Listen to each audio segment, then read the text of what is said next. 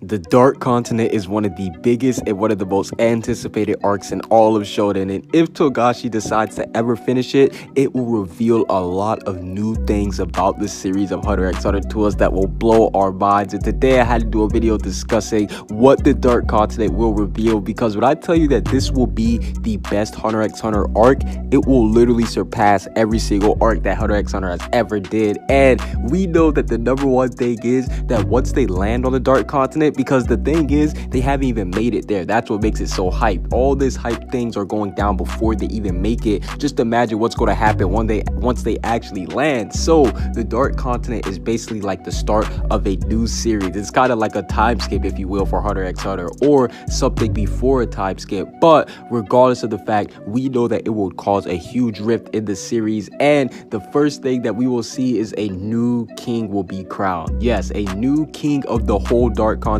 will be crowned, because the reason why they're heading over there in the first place is so that it can be colonized. And after seeing all the prince's abilities, I can say that these guys are definitely top tier level. They are definitely at least Royal Guard plus level. So if one of them becomes the king of that land, just imagine once they actually colonize it, gets it started, man, oh man, it's going to be crazy. And we already have a good list of the princes who will be in line to become the king. Prince number 4, obviously, and to be honest, I'm not going to try to pronounce any other names because you're not going to catch me looking stupid. But no, in all seriousness, Prince number 4, easily, I would put him above Meruem because he is a Nen master. He is a Nen prodigy, and he has one of the most broken abilities in all of Shonen. Like, all I'm going to say is this man literally is the world on crack. But we do see that Prince number 1, even him, Benjamin, the only name that I can pronounce, Benjamin is looking like someone who can be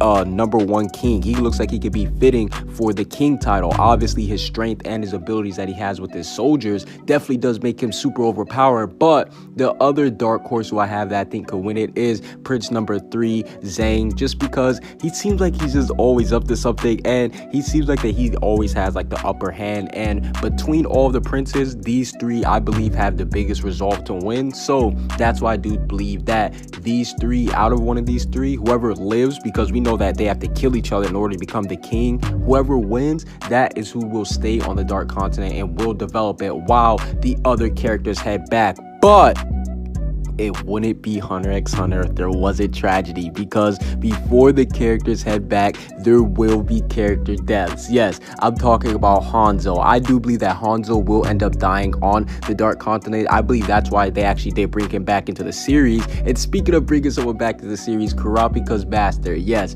I do believe that he will end up being killed off too, just so that Kurapika, even though he's already felt the loss of losing his whole clan, it'll kind of be like him losing someone important that will make him be able to grow and develop his Nen even more. And speaking of that, that's why I can also see Bisky maybe dying, because we know that Kurapika selected her personally too, and Bisky's a very top tier person, and if Gon finds out that Bisky was taken away, he would go bonkers. But I think that Bisky, she may actually make it back alive just because she's strong. And last but not least, Hisoka, just because this man already cheated death, I definitely have to say that he might actually die on the Dark Continent, because he has everybody coming for his head. Not just the Phantom Troop, but he has the royal families, the mafia, like everybody literally wants Hisoka dead. And we also know that the Dark Continent, it has a 0.3 survival rate, a 0.03 survival rate. So I'm sure that a lot of our favorite characters, they may end up dying off at the end of the series.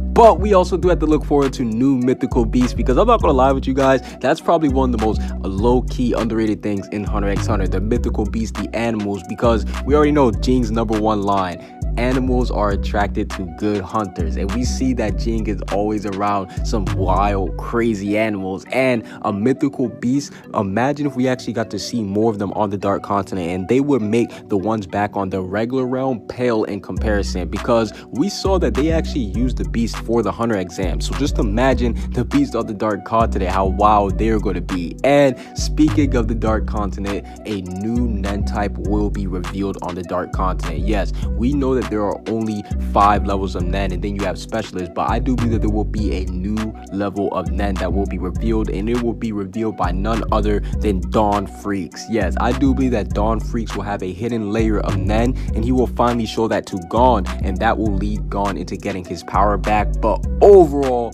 are you guys excited for the dark continent to be revealed? And if you guys are, what part of the dark continent are you guys excited for the most? I think that I'm definitely excited to see who will win between the Prince Succession arc, because that is definitely shaping out to be one of my favorite things in Hunter x Hunter.